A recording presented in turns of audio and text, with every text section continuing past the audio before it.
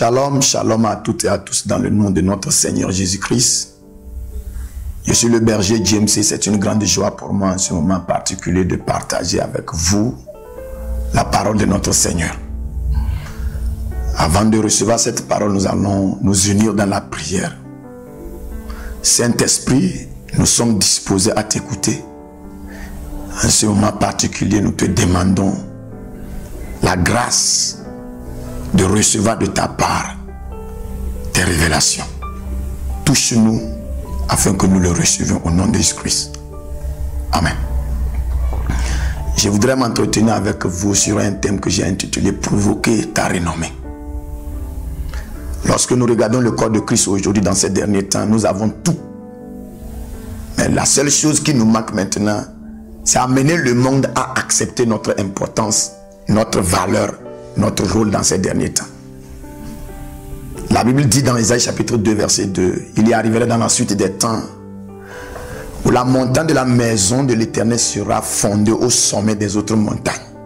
Et le résultat automatique, c'est que les nations seront forcées à se dire, allons à la maison de l'Éternel, allons-y vers la montagne de la maison de Jacob, et là-bas, il nous enseignera ses voies. Ça veut dire qu'il doit arriver un moment où le monde entier doit comprendre que c'est l'Église seule qui a les moyens et les solutions. C'est le plan de Dieu. Voilà la raison pour laquelle dans ces derniers temps, il est riche en grâce pour nous révéler des secrets, des mystères par lesquels nous allons atteindre cette dimension.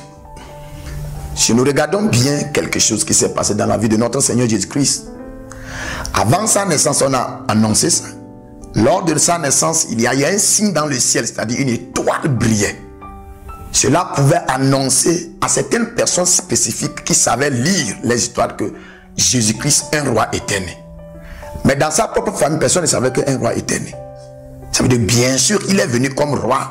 Il y avait quelque chose qui cachait, qui empêchait que son entourage l'accueille comme un roi. De 12 ans, il est allé dans le temple, dans la maison de son père. Et les serviteurs de son papa ne l'ont pas reconnu. Ils ont tout simplement reconnu qu'il avait une certaine connaissance. Ils posaient des questions. 18 ans après cet événement, Jésus revient et la seule chose qu'on peut parler de lui, c'était qu'il était un menuisier. Qu'est-ce qui empêchait que ce Seigneur, le roi des rois, manifeste fraîchement et naturellement sa gloire? Il y avait quelque chose qui manquait, qui n'était pas encore en place. Dans le Jourdain, lorsqu'il s'est fait baptiser par Jean-Baptiste, le ciel a attesté qu'il était le Fils unique de Dieu le Père.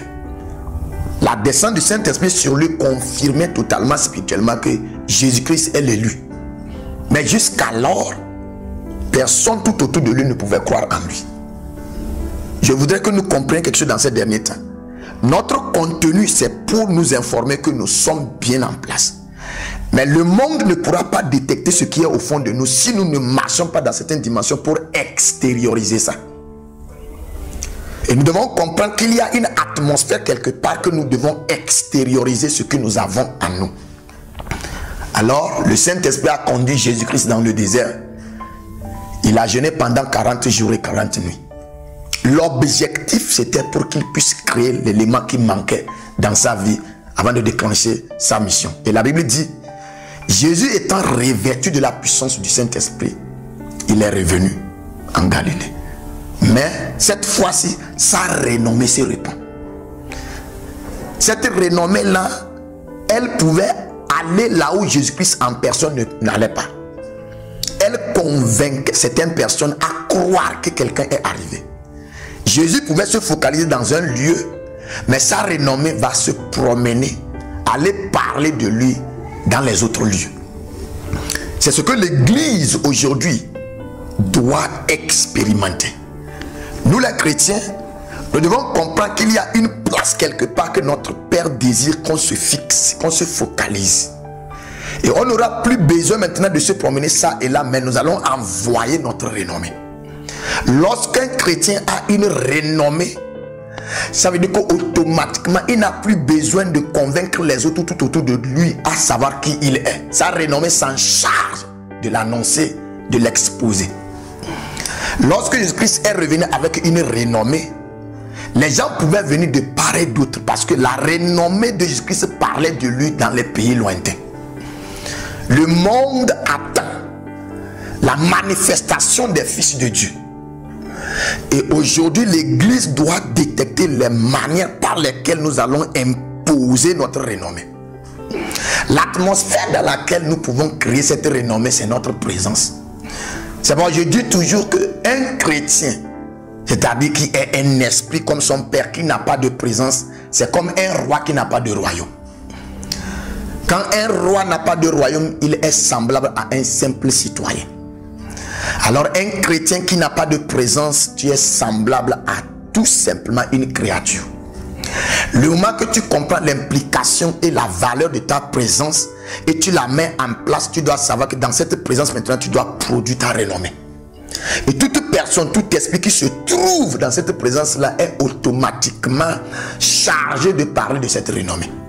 Voilà la raison pour laquelle la renommée de Jésus-Christ se promenait et pourtant Jésus-Christ était fixé quelque part.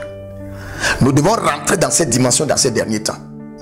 Où un chrétien ou l'église dans un milieu quelque part va se concentrer et produire certains faits qui vont se promener dans tout le monde entier. Nous devons chercher à rentrer dans cette dimension où certaines personnes vont entendre parler de nous de loin et vont décider de se rapprocher de nous. Cela va nous permettre de déclencher la loi de l'attraction. Nous devons essayer de comprendre que dans ces derniers temps, c'est une histoire de force. La négociation est terminée. Nous, les chrétiens, nous devons comprendre que notre force par laquelle nous allons vaincre dans ces derniers temps, c'est la révélation. Et lorsque nous accédons à ces révélations, nous dominons. Lorsque Pierre a révélé que Jésus-Christ était le Fils du Dieu vivant, Jésus, lui, à son tour, révèle à Simon qu'il est Pierre. Alors cela l'a permis maintenant de dire, je te donne les clés du royaume. Et une fois possédant les clés du royaume, tout ce que tu lis sur la terre sera lié au ciel. Ce que tu délies sur la terre sera délié au ciel. La Bible dit dans Proverbes chapitre 27, verset 21, l'argent est reconnu par son creuset, l'or son fourneau, mais un homme est jugé d'après sa renommée. Nous devons comprendre qu'en dehors de notre personne, nous devons provoquer la création de notre renommée. Les gens ne comprendront pas ce que nous sommes intérieurement, seulement ils comprendront ce que nous manifestons extérieurement. Et si tu es quelque chose, tu as un fond garni et que tu n'as pas l'extérieur garni, on va te juger selon ce qu'on voit. Et pourtant tu es quelqu'un qui est rempli de grâce et de mystère. Alors, la provocation de notre renommée dans ces derniers temps est nécessaire et importante et obligatoire.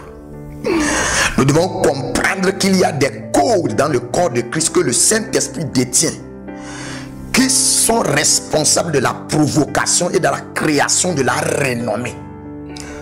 Ta renommée doit être l'atmosphère dans laquelle tu pourras maintenant imposer et parler de ton Dieu. Et les gens automatiquement ayant déjà reçu cette renommée vont recevoir ton message. Un messager qui n'a pas de renommée ne sera pas écouté. On ne t'écoute pas hors ta renommée. On t'écoute dans ta renommée. C'est dans ta renommée qu'on accepte ta valeur. C'est dans ta renommée qu'on te prête oreille. L'église doit se concentrer dans ces derniers temps sur ces manifestations-là. Et on va escalader le mur, monter sur le trône de la domination. Je voudrais qu'en ce mois particulier, nous rentrons dans cette dimension par la présence de notre Seigneur qui est le Saint-Esprit au milieu de nous pour essayer de changer notre allure de manifestation dans ces derniers temps. Et je prie et je demande que le Saint-Esprit qui est le Seigneur dans le corps de Christ dans ces derniers temps, et la Bible dit lorsque les cœurs sont convertis vers le Seigneur, le voile est ôté. Qu'il ôte totalement ce voile qui nous cache et qui nous permettent maintenant de se lever et de marcher vers la manifestation de la gloire. Que la main de Dieu te touche d'une manière ou d'une autre, afin que tu puisses rentrer dans cette dimension et manifester la gloire. Au nom de Jésus-Christ, tu es richement béni par ce message. Reste connecté.